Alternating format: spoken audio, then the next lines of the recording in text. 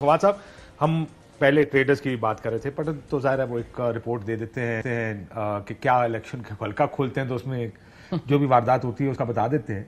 लेकिन हुकूमत के लेजिटिमेसी इशूज़ है, सबसे बड़ा बुनियाद जहाँ से सारी मसाइल की जड़ है जो वो ये है कि एक हारी हुई पार्टी को हुकूमत दे दी गई है।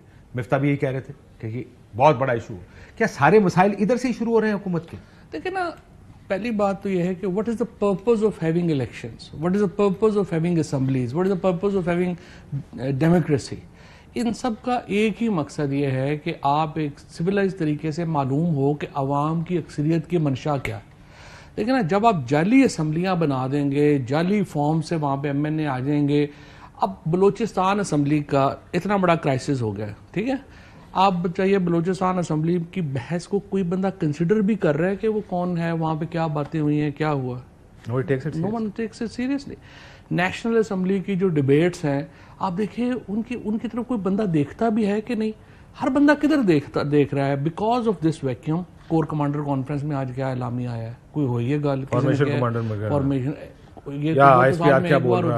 आर्मी चीफ ने तकरीर में क्या कहा? So the biggest problem right now Pakistan is facing, जहां इधर देखना चाहिए वो उधर देख रहे हैं। पाकिस्तान का जो सबसे बड़ा मसला है ना, वो है जो मोहम्मद खान जनेजो साहब ने 1986 में जो वन लाइनर कहा था, वो आज पाकिस्तान की सबसे बड़ी हकीकत है कि मार्शल लॉ और जमहूरियत इकट्ठी नहीं चल सकती। देखिए, इस डायलमा से आपको बाहर आना पड़ेगा। आपने लगाया मार्शल लॉ हुआ है, हम चला नारे जमहूरियत के मार रहे हैं, नारे जमहूरियत के मार रहे हैं। ये जब तक ये प्राइमरी प्रॉब्लम सॉल्व नहीं होती है, आपका कोई मसला सॉल्व नहीं हो पा रहा। तो इसी वजह से आपको ये नजर आ रहा है कि ट्रेडर्स की हड़ताल, फर्ज करो, खैर ट्रेडर्स तो हर दफा हड़ताल कर देते हैं। आप लोगों ने मतलब आपका मुझे याद नहीं है कि तो मुशर्रफ साहब के दौर से मैंने मुशर्रफ साहब के दौर से ही शुरू किया था कि मुझे याद है उस वक्त हमें ब्रीफिंग दी गई थी कि देखें जो टैक्सी कोई नहीं देता। मिफ्ता ने फिर वो बिजली के बिल में लगा दिया था और जी वो जी, नहीं हुआ। और वो फिर मिफ्ता भाई please look into it, Maryam Nawaz Sharif साहब। सो मसला ये कि ये जो अभी अदालत जज बढ़ा दो, एक्सटेंशनें दे दो, फिर ये इसी लेजिटिमेसी क्राइसिस की वजह से हो रहा है ना इसी। अच्छा, अब ये अभी देखें ना, दो बड़े, अब अगले देखें अगले 15 दिनों में या 20 दिनों में या 25 दिनों में जो दो इशू सबसे बड़े आने हैं। एक इशू तो आपका ज़ाहिर है कि IMF का प्रोग्राम है। आपने सऊदी अरेबिया से $1.2 बिलियन लेने हैं और $5 बिलियन का रोल ओवर लेना है, चाइना से रोल ओवर लेना है। ये हो जाएगा, मेरा ख्याल है ये हो जाएगा। बट प्रॉब्लम यह है कि हो जाएगा, IMF का प्रोग्राम भी आ जाएगा, उसकी जो शराइत है उसके ऊपर एक ऐसी गवर्नमेंट जिसकी पॉलिटिकल कैपिटल नहीं है, वो इम्प्लीमेंटेशन कैसे कराएगी? जैसे कि ये आपका भी जैसे अभी आज का आपने देखा, जो अभी आपने पूरा इस पे सेगमेंट भी किया है और आपने पूरा बताया भी है कि ये कितनी मुश्किल हो रही है इस गवर्नमेंट को। अच्छा, और फिर दूसरा उसके बाद है जो जुडिशरी के साथ खेल खेला जा रहा है। बस आप बताइए कि और खामखा हम ब्रेक में बात करते हैं, let me do ask a specific question. ये 23 करने की तादाद, आपने कहा ये बगैर सोचे समझे एक फैसला किया गया। क्यों आपको ये लगता है कि बगैर सोचे समझे ये फैसला? कुछ सोचा होगा ना उन्होंने कि 23 करके क्या? पहली बात तो यह है कि इस हुकूमत की जो सबसे बड़ी खूबी है वो ये है कि इन्होंने कभी भी डिटेल्ड में जाके नहीं देखा। इन्होंने सुपरफिशियली देखा ना कि कर दो, PTI को बैन कर दें, फलाने को मिलिट्री ट्रायल कर दो, इन्होंने चुप के उत्थे ले जाओ, ये घर वापस होना पड़ा। अब ये यहाँ पे देखें, अब अगर आप जज 23 कर देंगे, मुझे बताया मंसूर अली शाह की सेहत पे क्या असर पड़ेगा? आप 50 कर दें भाई। अगर जजेस कमेटी या चीफ जस्टिस ने बेंच बनाने हैं या जजेस कमेटी ने बेंच बनाने हैं, वो 3 जजेस आएंगे, मुनीब अख्तर साहब और या आफरीदी ने मिलकर बनाने हैं मंसूर अली शाह साहब के साथ बेंच।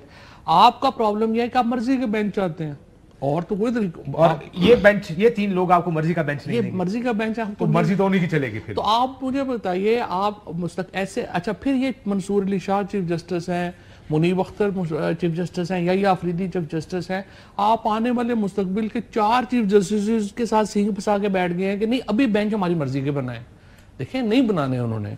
उसकी वजह यह है, टू बी फेयर विद, आप फिर ये डीपन होगा क्राइसिस जुडिशरी के साथ। मुझे तो जो लगता यही है कि जबरदस्ती डीपन हो रहा है, कोई उसकी तुक नहीं बनती कि क्यों डीपन हो रहा है। क्योंकि देखिए ना, जब फैसला आया भी था, ये जो फैसला आया था बैकफुट में डालने के लिए बयानबाजी हो रही है उनको, रिजर्व सीट, लेकिन उसका क्या फायदा होगा? फायदा नहीं है। लेकिन आपने इस्लामाबाद हाई कोर्ट के जजेस के साथ क्या क्या नहीं कर लिया? बयानबाजी नहीं, आपने उनके रिश्तेदार उठा लिए, आपने गायब कर दिए, आपने धमकियां दे ली, आपने सुप्रीम कोर्ट के 2 जजेस को धमकियां दे ली, उनके फैमिलीज को धमकियां दे ली, तो वो बैकफुट पे तो नहीं गए।